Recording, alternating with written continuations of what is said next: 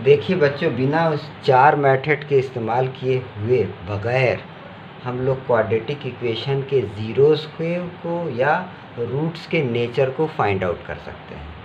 तो रूट के नेचर को फाइंड आउट करने के लिए हमको एक डी की ज़रूरत होती है, और डी की वैल्यू होती है बी स्क्वायर माइनस 4ac। इस डी को हम लोग डिस्क्रिमिनेंट कहते हैं।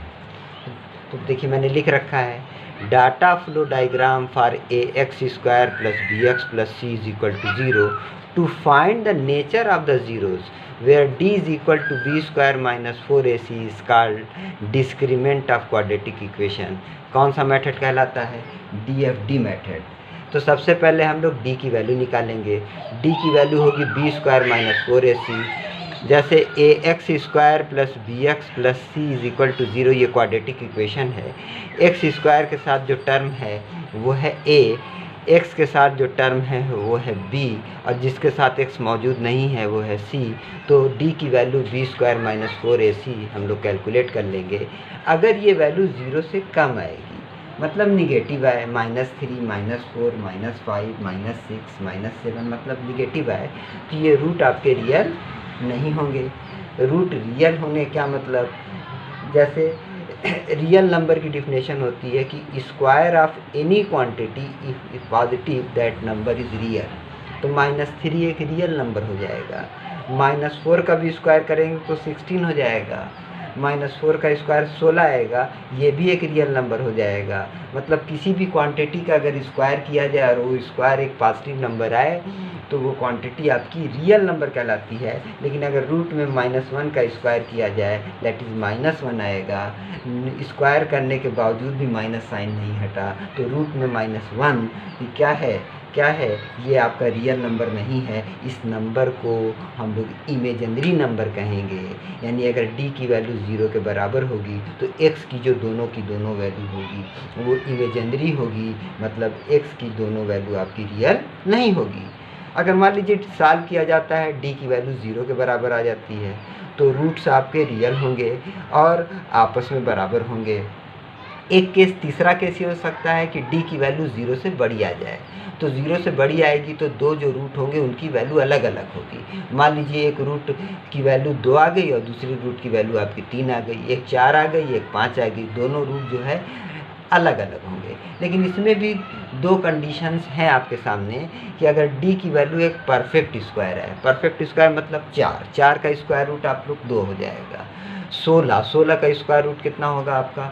4 होगा। 25 का स्क्वायर रूट आएगा 5, मतलब एक परफेक्ट स्क्वायर नंबर होगा। तो रूट्स आर रेशनल। रेशनल का क्या मतलब हुआ? ऐसा नंबर जिसको p/q के फॉर्म में एक्सप्रेस किया जा सके और q की वैल्यू 0 के बराबर नहीं हो। अगर d की वैल्यू परफेक्ट स्क्वायर नहीं होगी तो रूट आपके रेशनल नहीं होंगे, रूट इरेशनल होंगे। मतलब x की वैल्यू सपोज की जाएगी रूट में 2, x की वैल्यू आएगी रूट में 3।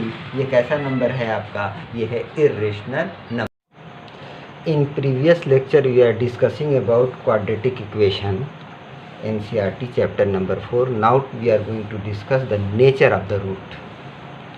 So student, a equation in the form ax square plus bx plus c is equal to 0 is known as quadratic equation, and having two distinct real or imaginary roots.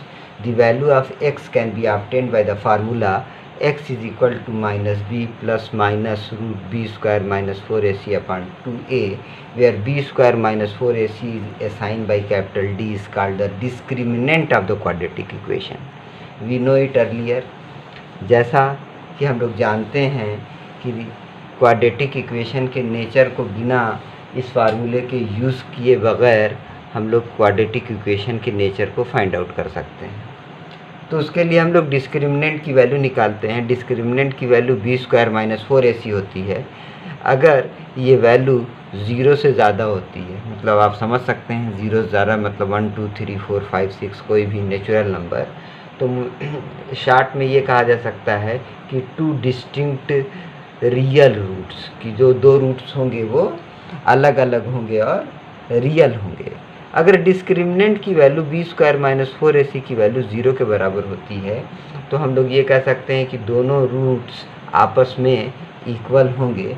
अगर discriminant की value B square minus 4ac की value 0 से छोटी होती है तो real roots नहीं होते हैं, ये वो रूट्स कैसे होते हैं, हमारी इमेजिनरी होते हैं।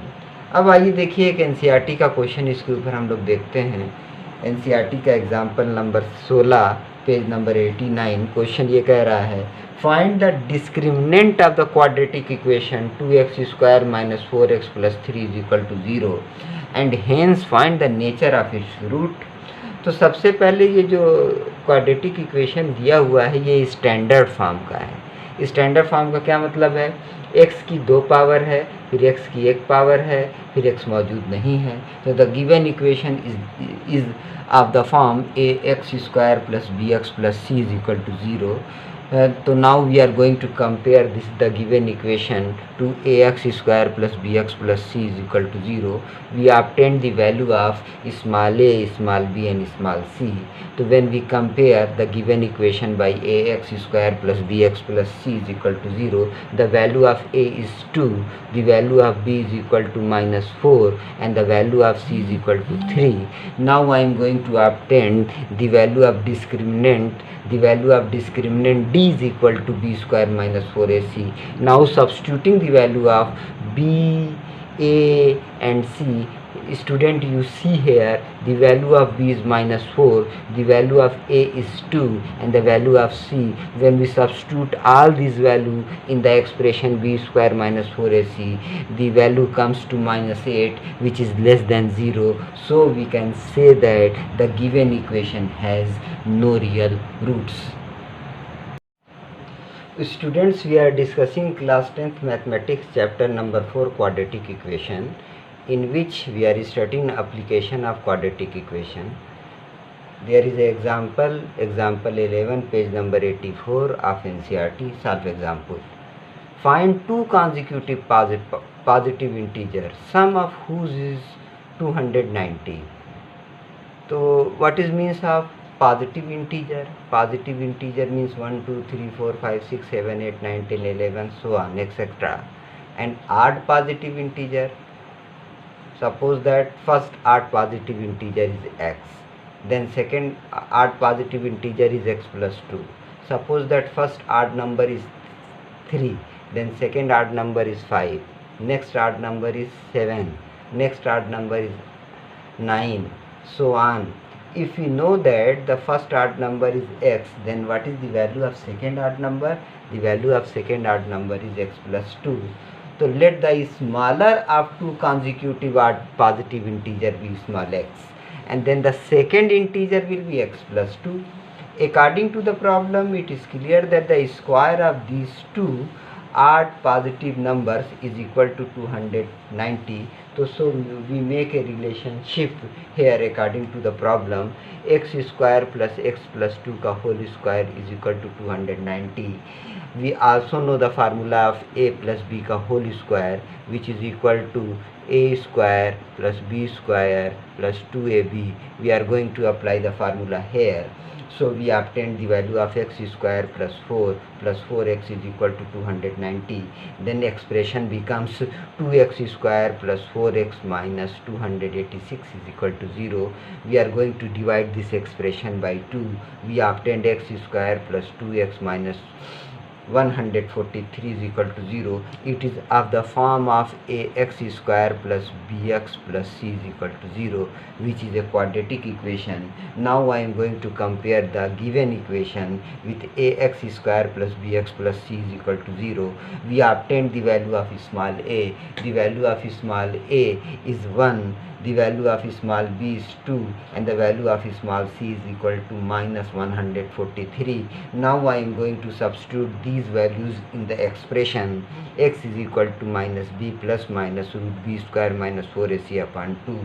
When we solve this expression, we obtain the value minus 2 plus minus 24 upon 2. So there is a two distinct values of x. X is equal to 11 and x is equal to minus 13. But x is equal to minus 13 is not possible, because in the problem it says that the integer is positive integer and x is equal to minus 13 is not a positive integer. X is equal to minus 13 is a negative integer. So first integer is 11 which is smaller integer, so student next integer is 13. Thus the two consecutive integers are 11 and 13 respectively.